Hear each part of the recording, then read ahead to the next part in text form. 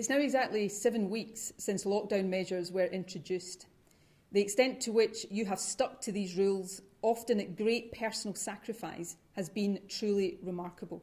So I want to start with a heartfelt thank you. By staying at home, you have saved lives. 7 weeks ago, the virus was spreading out of control. Today, it is in retreat. Those who work in our NHS have been under immense pressure, and they have responded magnificently. But the health service has not been overwhelmed in the way we feared it would be. In the last 4 weeks, the number of COVID-19 patients in intensive care has fallen by almost 2/3. And last week, we saw the most welcome sign of all. For the first time since the epidemic started, the number of deaths registered in a single week fell. So the progress is real, and it is down to you. But our progress is still fragile. If we ease up too soon, the virus could run out of control again. That would mean more people dying and all of us staying in lockdown much longer. There will, of course, be risks whenever we start to ease the lockdown. But my judgment right now is that the risk is still too great. Too many people are still dying, and the situation in care homes, despite the extraordinary dedication of our care workers, remains a serious concern. And the important R number, the rate at which the virus reproduces, is still uncomfortably close to 1. If it exceeds 1, the virus could rapidly take off again. That's why the Scottish Government is exercising such care and caution. We announced one change to the rules yesterday. If you want to exercise outdoors more than once a day, you can now do so.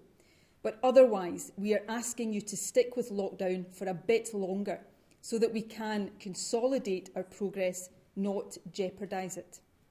Except for essential work that can't be done at home, going out for food and medicine, or for exercise, please continue to stay at home.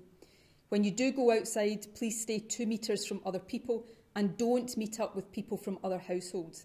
Please wear a face covering if you are in a shop or on public transport, and wash your hands thoroughly and regularly. These measures are essential for now, but we know they cause harm of their own, so we will not keep them in place for longer than necessary. As the infection rate continues to fall, we will gradually relax the restrictions. And we're already making preparations for that. We're working with businesses to produce guidance on safe workplaces. We're working on the changes needed on public transport. And we're talking to teachers and parents about how and when schools can safely return.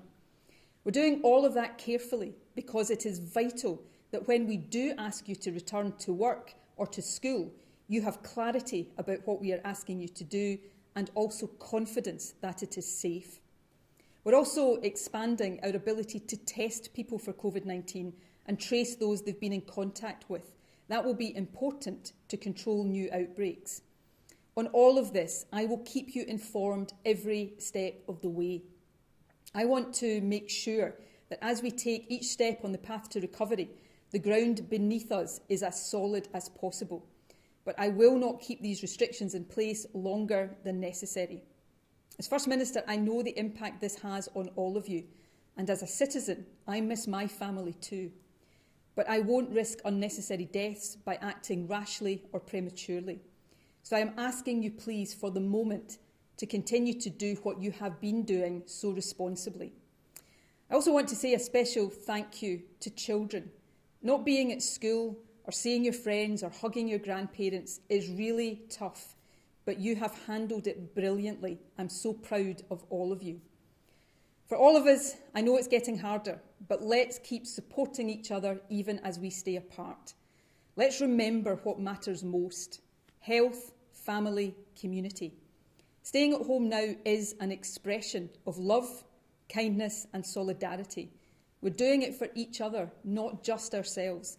It is how we protect each other, protect our NHS and save lives.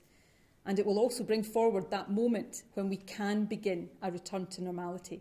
So once again, my thanks to each and every one of you.